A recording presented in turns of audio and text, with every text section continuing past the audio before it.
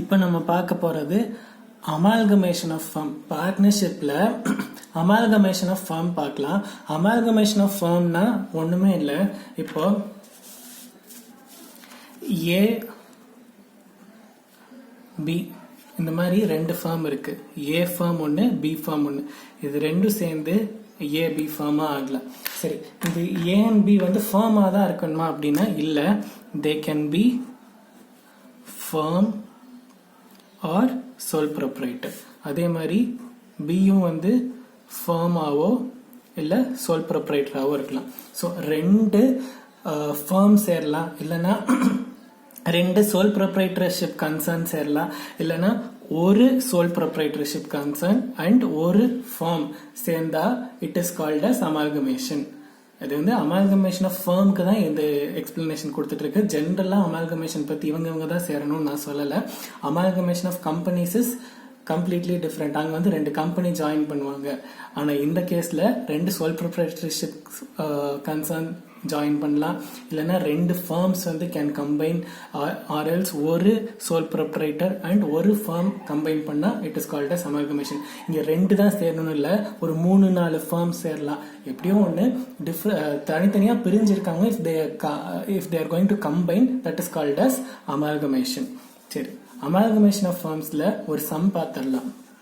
இதுல A and B carry on independent business. அதாவது அவங்க சோல் ப்ரொப்ரைட்டர்ஷிப் கன்சர்ன், ஏ தனியா ஒரு சோல் ப்ரொப்ரைட்டர்ஷிப் கன்சர்ன், பி தனியா ஒரு சோல் ப்ரொப்ரைட்டர்ஷிப் கன்சர்ன் வச்சிருக்காங்க. அண்ட் தேர் பொசிஷன் அவங்களோட பேலன்ஸ் ஷீட் கொடுத்துட்டாங்க. இப்போ both of them wanted to form a partnership firm. அப்போ ஏ ஒரு தனி சோல் ப்ரொப்ரைட்டர்ஷிப் கன்சர்ன், பி ஒரு தனி சோல் ப்ரொப்ரைட்டர்ஷிப் கன்சர்ன். அவங்க ரெண்டு பேரும் சேர்ந்து ஒரு ஃபார்ம் பண்ணணும்னு நினைக்கிறாங்க. அந்த ஃபார்ம் பேரு ஏபி அண்ட் கோ.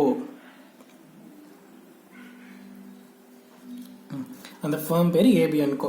சரி, அந்த புதுசா ஃபார்ம் பண்ண ஃபார்ம்ல தேர் கேபிட்டல் இஸ் 3 lakh. அப்போ ஏவோட capital is going to be 2 lakh and பியோட capital is going to be 1 lakh. ஏன் அந்த கேபிட்டல் ரேஷியோ கொடுத்துட்டாங்க 2:1. The assets of the individual business are evaluated by C. சரி, இப்போ ஏவோட கம்பெனியில் இருக்க அசட்ஸையும் பியோட கம்பெனியில் இருக்க அசட்ஸையும் they are valuing. அதுக்கான வேல்யூவேஷன்லாம் கொடுத்துட்டாங்க. இதுல the firm is not to consider creditors other than dues on account of purchases made. இதுல வந்து அட்ஜஸ்ட்மெண்ட்லாம் கொடுத்தாங்க. எதை கன்சிடர் பண்றாங்க, அதாவது ஏ கம்பெனியில இருக்கிற எந்தெந்த அசட்டை எடுத்துட்டு போறாங்க, எந்தெந்த அசட்டை எடுத்துட்டு போகல, யார் எடுத்துட்டு போவா. இந்த புதுசா ஃபார்ம் ஆயிருக்கிற AB firm will take over assets and liabilities of A company and assets and liabilities of B company. இப்போ ஏபி ஃபார்ம் ஏ கம்பெனியில இருக்கிற எல்லா அசட்ஸையும், அசட்ஸ் அண்ட் லைபிலிட்டிஸ், அதே மாதிரி பி கம்பெனியில இருக்கிற எல்லா அசட்ஸ் அண்ட் லைபிலிட்டிஸையும் தே வில் டேக் ஓவர். அதுல எல்லாத்தையும் எடுத்துட்டு போல, அதுல ஒரு சிலது எடுத்துட்டு போகாம இருக்காங்க. அதுதான் என்னன்னு சொல்லி இந்த இடத்துல அட்ஜஸ்ட்மெண்ட்ல கொடுத்துட்டாங்க. வேல்யூ பண்ணி எதை எடுத்துட்டு போறாங்க, எடுத்துட்டு போகலன்னு சொல்லி இங்க கொடுத்துட்டாங்க. சரி, இப்போ ஏபி ஃபார்ம் பண்ணணும்னா ஃபர்ஸ்ட் ஸ்டெப் என்ன, ஏவோட சோல் ப்ரொப்ரைட்டர்ஷிப் கன்சர்னையும் பியோட சோல் ப்ரொப்ரைட்டர்ஷிப் கன்சர்னையும் தே ஹேவ் டு க்ளோஸ். சரி, dissolution of firmல என்ன படிச்சோம், டு க்ளோஸ் த firm நம்ம என்ன படிச்சோம், we have to prepare the realization account, capital account and bank account. அதே ப்ரொசீஜர் தான் for closing sole proprietorship concern. என்னது, we have to prepare 3 accounts, in a realization account, capital account and bank account. சரி, first ஏ கம்பெனியை close பண்ணிடலாம், அதுக்கப்புறம் B கம்பெனியை தனியா close பண்ணிடலாம், அதுக்கப்புறம் ஏபி ஃபார்ம் புதுசா ஃபார்ம் பண்ண ஃபார்மோட பேலன்ஸ் ஷீட் ப்ரிப்பேர் பண்ணலாம். இனிமேல் ஏக்கோ பிக்கோ தனித்தனியா பேலன்ஸ் ஷீட் ப்ரிப்பேர் பண்ண மாட்டோம். ஏன் ப்ரிப்பேர் பண்ண மாட்டோம், ஒரு கன்சர்னை க்ளோஸ் பண்ணிட்டா there will be no more balance sheet. புதுசா ஃபார்ம் பண்ண ஏபி ஃபார்முக்கு தான் பேலன்ஸ் ஷீட் ப்ரிப்பேர் பண்ணுவோம். சரி, ஃபர்ஸ்ட் ஏ கம்பெனியை க்ளோஸ் பண்றதுக்கு என்னென்ன பண்ணலாம் பார்க்கலாம். you have to open realization account, cash and bank account and then capital account. சரி, ரியலைசேஷன் அக்கௌண்ட்ல நான் எக்ஸிஸ்டிங் பேலன்ஸ் ஷீட்ல இருக்கிற அசட்ஸ் அண்ட் லைபிலிட்டிஸ் எடுத்து போஸ்ட் பண்ணணும். நான் ஏற்கனவே அந்த அசட்ஸோட இதெல்லாம் எழுதி வச்சிட்டேன்.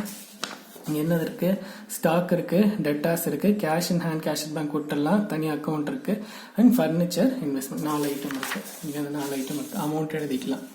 ஸ்டாக் வேல்யூ 1,70,89, அப்புறம் 2750,513.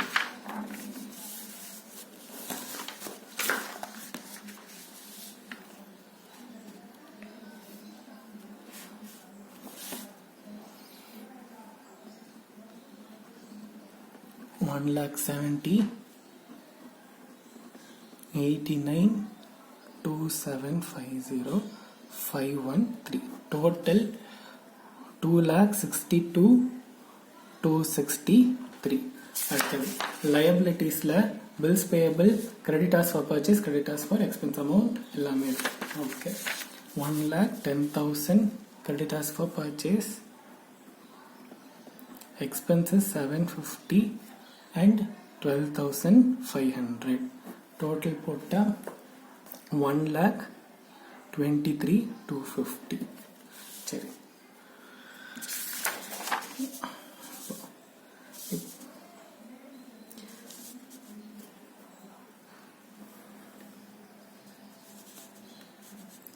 assets of the individual business would be evaluated by C at which values the firm will take over. அதாவது ஏபி ஃபார்ம் வந்து ஏவோட அசெட்ஸ் அண்ட் லைபிலிட்டிஸை எந்த வேல்யூல எடுத்துட்டு போகணும் அப்படிங்கறத யார் வேல்யூ பண்ணி சொல்றாங்க, சி வேல்யூ பண்ணி சொல்றாரு. அப்படி அவர் வேல்யூ பண்ணி கொடுத்த டீடைல்ஸ் தான் இது. சரி, எல்லாத்தையும் எடுத்துட்டு போறாங்களா அப்படின்னா the firm is not to consider any dues on account of purchases.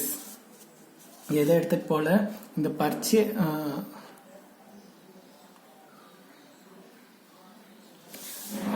not to consider any creditors other than dues on account of purchase. So இதை எடுத்துட்டு போறாங்க, இந்த creditors எடுத்துட்டு போல. Creditors on purchases they are considering, they are not considering other creditors. அப்படின்னா expenses ஓட creditors they are not taking. சரி, அப்ப அதை தவிர்த்து மிச்சது எல்லாமே எடுத்துட்டு போறாங்கல்ல. So first by யார் எடுத்துட்டு போறா, ஏபி ஃபார்ம். என்னெல்லாம் எடுத்துட்டு போவாங்க, ஸ்டாக், இதுல இருக்க எல்லாமே அண்ட் இங்க இருக்க எல்லாமே எக்ஸப்ட் ஃபார் இந்த item. Okay, stock, debtors, furniture, investment. என்னென்ன வேல்யூன்னு பார்த்தலாம். Stock in trade to be written down by 15%. அப்ப existing value ஓட 15% கம்மியா எடுத்துட்டு போறாங்க. So it is 1,44,500. Original value 1,70,000, அதுல 15% மைனஸ் பண்ணிட்டா 1,44,500. அப்புறம் debtors amounting to 9,000 estimated unrealizable. So இங்க 89,000 இருக்கு, அதுல 9,000 unrealizableங்கனால only 80,000. furniture valued at 2,000. அடுத்தது இன்வெஸ்ட்மெண்ட் valued at 1,000. இதுக்கு டோட்டல் போட்டா will get 2,27,500. ஓகே, அதே மாதிரி liabilities they will be taking over. 2AB firm, அங்க இதை எடுத்துக்குவாங்க, இதை எடுத்துக்குவாங்க, இந்த எக்ஸ்பென்சஸ் மட்டும் எடுத்துக்க மாட்டாங்க. கிரெடிட்டர்ஸ், பில்ஸ் பேயபிள், இங்க 1,10,000, 12,500. total is going to be 1,22,500. இங்க 2, இதை எடுத்துட்டு போகல, so it should be transferred to A's capital account. 2 ace வராது, டு கேபிட்டல். ஏஸ்ங்கிற வேர்டு தான் வராது, it is transfer to capital account. ஆனால் அங்கே இருக்கிற ஒரே கேபிட்டல் அக்கௌண்ட் ஏவோட கேபிட்டல் அக்கௌண்ட், அதனால நான் ஏன்னு எழுதல. அமௌண்ட் 750. சரி, இப்போ அதே மாதிரி பேலன்ஸ் ஷீட்ல இருக்க எல்லாமே டிரான்ஸ்ஃபர் பண்ணிட்டோமா. ஸ்டாக்கு, டெட்டாஸ், கேஷை மட்டும் டிரான்ஸ்ஃபர் பண்ணல. ஸோ கேஷ் அண்ட் பேங்கை சேர்த்து 13,987 ட்ரான்ஸ்ஃபர் பண்ணிடுச்சு. அடுத்தது ஃபர்னிச்சர் அண்ட் ஃபிக்சர்ஸ் இன்வெஸ்ட்மெண்ட் முடிஞ்சு. இந்த sundry creditors and purchase, sundry creditors and expenses transfer பண்ணியாச்சு. பில்ஸ் பேயபிள் பண்ணியாச்சு. Capital account we have to transfer 1,53,000. Capital அக்கௌண்ட்ல 53,000. எஸ். இப்போ ஃபர்ஸ்ட் அட்ஜஸ்ட்மெண்ட் இது வந்து புது ஃபார்மோட அட்ஜஸ்ட்மெண்ட். ஸோ இதை இப்போ கன்சிடர் பண்ண வேணாம்.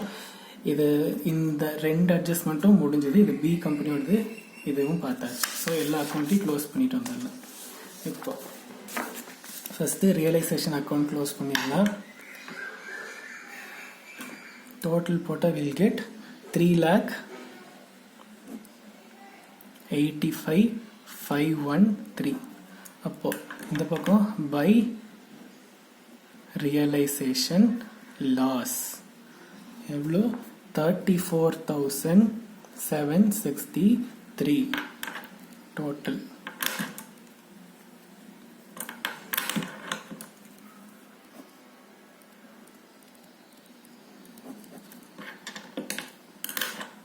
அடுத்தது இது this can be transferred to capital account. ஆனா ஜெனரலா it will be transferred to capital account.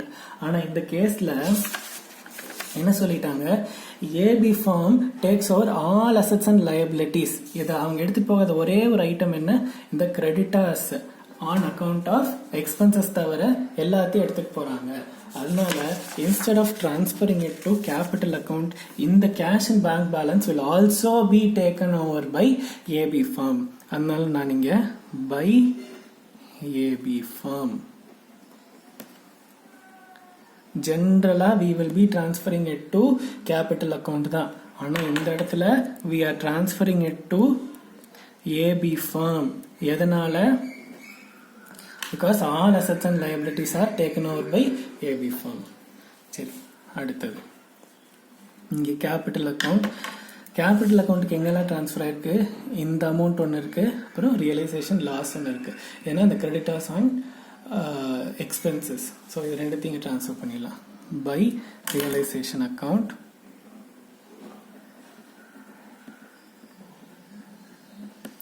$750. அதுக்கப்புறம் to realization loss 34,763. இப்போ balancing figure to AB firm எவ்வளோ 1 lakh, டோட்டல் வந்து 1,53,750. இதுல இருந்து 34,763 மைனஸ் பண்ணா will get 1,18,987. சரி, இப்போ ஏஸ் கேபிட்டல் எவ்வளோ, இன் ஏபி firm எவ்வளோ 2 lakh. எப்படி தெரியும், இங்க டோட்டல் கேபிட்டல் 3 lakh, அதுல 2 lakh வந்து ஏவோட ஷேர். இப்போ அதுல இருந்து நம்ம இங்க 1,18,987 ருபீஸ் இப்படி கொடுத்துட்டோம்னா பேலன்ஸ் அவங்க கேஷா எவ்வளோ கொண்டு வரணும்,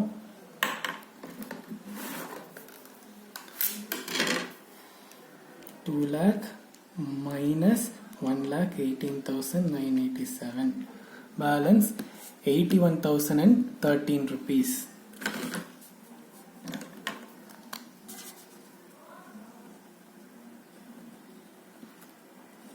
சரி, இந்த பேலன்சிங் ஃபிகரை எப்படி செக் பண்ணலாம் அப்படின்னா, நான் கொடுத்துருக்க அசெட் மைனஸ் லயபிலிட்டி பிளஸ் இங்கே கொடுத்துருக்க கேஷ் ஒரு வாட்டி செக் பண்ணி காமிக்கிறேன். டோட்டல் அசெட் இந்த ஏ கம்பெனிலேருந்து டோட்டல் அசெட் எவ்வளோ போயிருக்கு,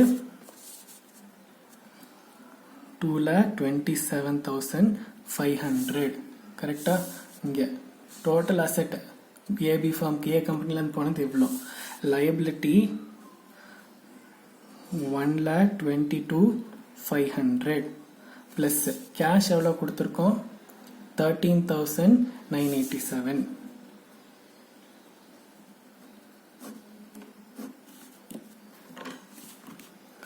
$2,27,500 plus 1,22,500. Sorry.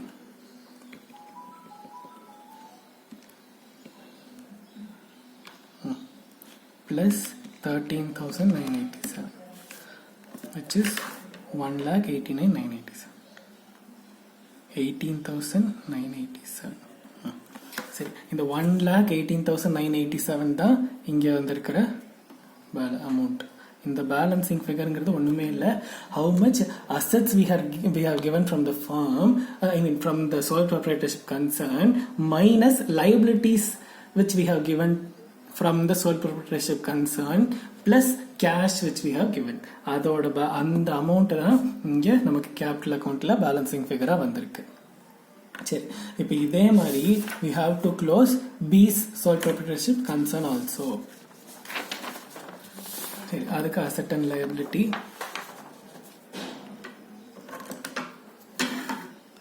asset என்னெல்லாம் asset இருக்கு இங்க? ஸ்டாக், டெட்டார்ஸ், அப்புறம் இது ரெண்டு கேஷ், அப்புறம் furniture. So stock value 98,000, debtors value 37,000, அடுத்தது 1766. டோட்டல் போட்டால் வில் கெட் 136,766. அதே மாதிரி இங்கே லயபிலிட்டி சைடில் இங்கே பில்ஸ் பேபிள் இல்லை, ஸோ இது ரெண்டு மட்டும்தான். 47,000 and 2,000, which is 49,000. to capital account. அடுத்தது ஏன் to capital account? இந்த amount they are not taking over, அதனால to capital account 2,000. இதை தவிர்த்து மிச்சது எல்லாமே AB firm will take and go. by AB firm என்னது? stock, debtors, furniture.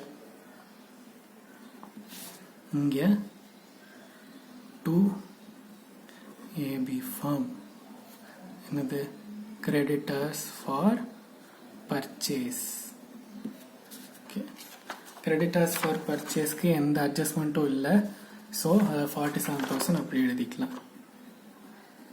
இங்கே debtors ஸ்டாக்குக்கு should be written up by 10%. So 98,000 இருக்கு plus 9,800, 10%. So it is 1,07,800.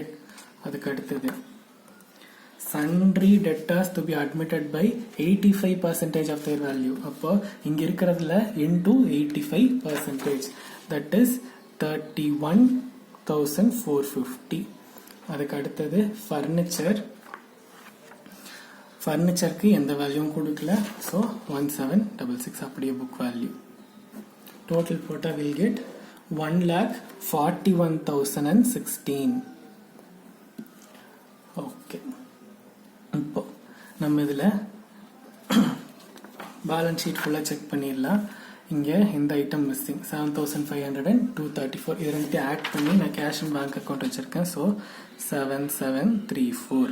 அதே மாதிரி இந்த சைடு கேபிட்டல் போஸ்ட் பண்ணிடுறேன் 95,500. Okay,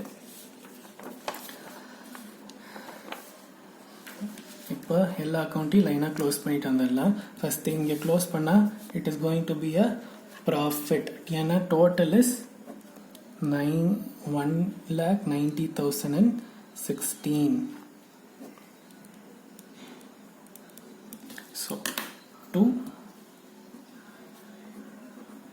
profit 4,250. இப்போ இந்த ப்ராஃபிட்டை நான் எங்கே ட்ரான்ஸ்ஃபர் பண்ணணும்?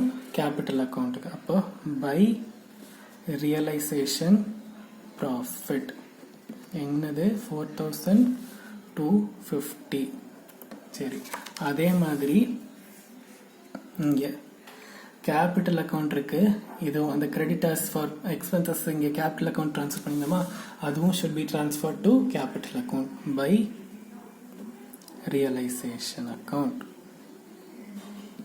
2,000. வேற எங்கேயாவது கேபிட்டல் இருக்கான்னு பார்ப்போம். இங்கே எங்கேயும் இல்லை, இங்கேயும் எதுவும் இல்லை. கேஷ் அக்கௌண்ட்ல எதுவும் கேபிட்டல் இல்லை.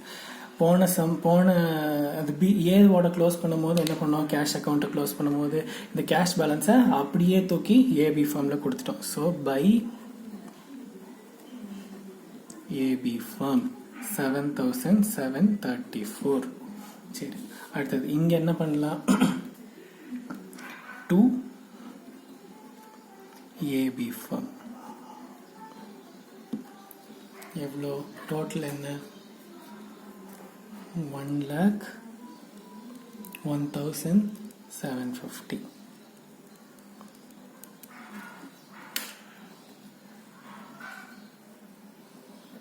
ஓகே எவ்வளோ இது பேலன்சிங் ஃபிகர் இதுவும் சரி. இப்போ பியோட கேபிட்டல் எவ்வளோ புது ஃபார்மில் 1 lakh. ஆனால் இங்கே நம்ம எவ்வளோ கான்ட்ரிபியூட் பண்ணுறாங்க 1,01,750. So they will AB firm will repay him எவ்வளோ 1,750. ஏன் 1,01,750 minus 1 lakh. அதனால அவனோட கேபிட்டல் கான்ட்ரிபியூஷன் 1 lakh தான். பட் இங்க இந்த பி ஃபார்ம் பி கன்சர்ன்ல இருந்து எவ்வளோ ஏபி ஃபார்முக்கு போகுது 1,01,750 வர்த்து கொடுத்துட்டான். அதனால அவன் வந்து ஒரு 1,750 அவனுக்கு ரீபே பண்ணிடுவாங்க. ஓகே அடுத்தது புது கம்பெனியில் இருக்கிற பேலன்ஸ் ஷீட் ப்ரிப்பேர் பண்ணிடலாம். இந்த புது கம்பெனியோட பேலன்ஸ் ஷீட் வந்து ரொம்ப ஈஸி, ஒன்றுமே இல்லை. ஏ கம்பெனிலேருந்து பி கம்பெனிலேருந்து என்னெல்லாம் அசெட் எடுத்துகிட்டு வந்தீங்களோ எல்லா அசெட்டையும் அப்படியே ஆட் பண்ணி எழுதுறது தான். சரி, ஃபர்னிச்சரோட புது வேல்யூ தான் எழுதணும். ஏற்கனவே பேலன்ஸ் ஷீட்டில் இருக்க வேல்யூ எழுதக்கூடாது. நம்ம இங்கே ரீவேல்யூட் ஃபிகர்ஸ்னு ஒன்று வச்சுருக்கோமா, அந்த வேல்யூ தான் எழுதணும். சரி, ஃபர்னிச்சர் இங்கே பார்க்கலாம். இங்கே ஒரு 2,000 இருக்கு, அடுத்தது இங்கே 1,766 இருக்கு. அப்போ 2,000 + 1,766. ரீவேல்யூட் ஃபிகர்ஸ் தான் எழுதணும், புக் வேல்யூ எழுதக்கூடாது. 3,766. அடுத்தது இன்வெஸ்ட்மெண்ட் இங்கே இல்லை பி கம்பெனியில். ஏ கம்பெனியில் இன்வெஸ்ட்மெண்ட் 1,000 rupeesக்கு இருக்கு. ஸோ 1,000. சரி, அடுத்தது ஸ்டாக்கு 1,44,500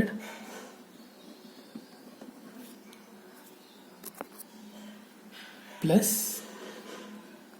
1,07,800 போட்டால் 2,52,300.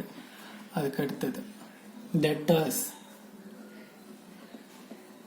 80,000 plus 3,1,450 எவ்வளோ 1,11,450.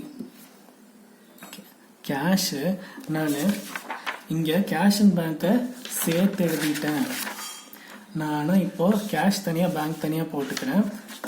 கேஷ் அண்ட் பேங்க் எவ்வளோ, நான் அதில் எல்லாமே ரீவேல்யூ ஆகலை. Cash and 7 + 234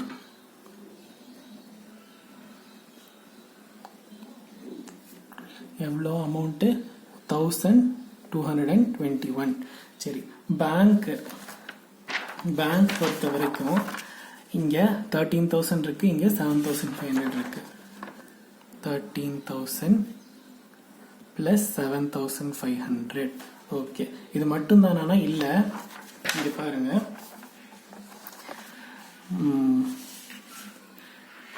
A has to bring in 81,013. So he will bring in 81,013. அதே மாதிரி AB firm has to refund 1,750 to B. So minus 1,750. இதை கால்குலேட் பண்ணி அவுட்டர் காலம் எழுதுனா 99,763.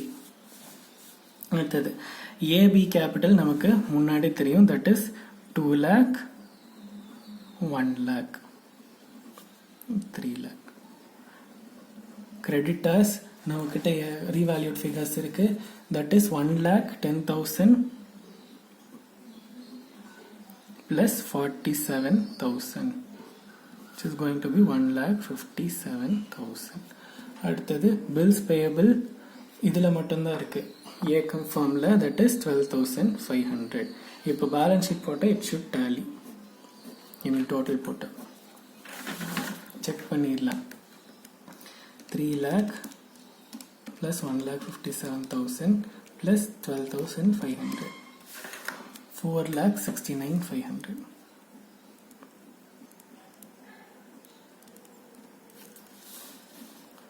இங்கே 3766 plus 1000 plus 2,52,300 plus 111,450 plus 1,221 plus 99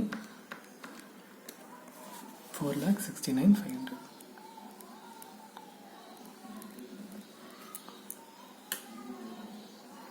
இவ்வளோதான் அமால்கமேஷன் ஆஃப் ஃபார்ம். ஸோ அமால்கமேஷன் ஆஃப் ஃபார்ம்னா நிறைய டைப் இருக்குது, ஆனால் எல்லாத்துலேயுமே கான்செப்ட் சேம் தான். என்னென்னா எக்ஸிஸ்டிங் ஃபார்மை க்ளோஸ் பண்ணுறோம் அப்படின்னா we have to prepare realization account, capital account and bank account. Existing ஃபார்ம்லாம் க்ளோஸ் பண்ணிவிட்டு புதுசாக ஓப்பன் பண்ணுற ஃபார்மில் we will be preparing balance sheet. Absorption ஒரே ஒரு கான்செப்ட் இருக்குது. அது என்னென்னா எக்ஸிஸ்டிங் ஃபார்மை க்ளோஸ் பண்ண மாட்டோம். Instead A firm will be taking over B firm. இந்த கேஸில் A firm நம்ம க்ளோஸ் பண்ண மாட்டோம், B firm மட்டும் க்ளோஸ் பண்ணி அதை கொண்டு வந்து A firm கூட சேர்த்துக்கிறோம்.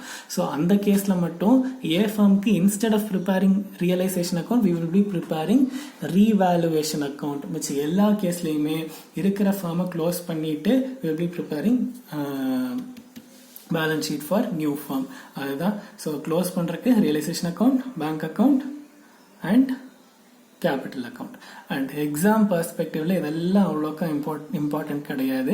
இம்பார்ட்டன்ட் வந்து அட்மிஷன், ரிட்டையர்மெண்ட், டெத், இந்த 3 கான்செப்ட் தான் ரிப்பீட்டடாக கேட்டுகிட்டே இருக்காங்க. ரொம்ப ரேராக தான் அமால்கமேஷன், இன்சால்வன்சி, டிசல்யூஷன் இதெல்லாம் கேட்டுட்டு இருக்காங்க. So just keep concentrating in admission, retirement and death sums.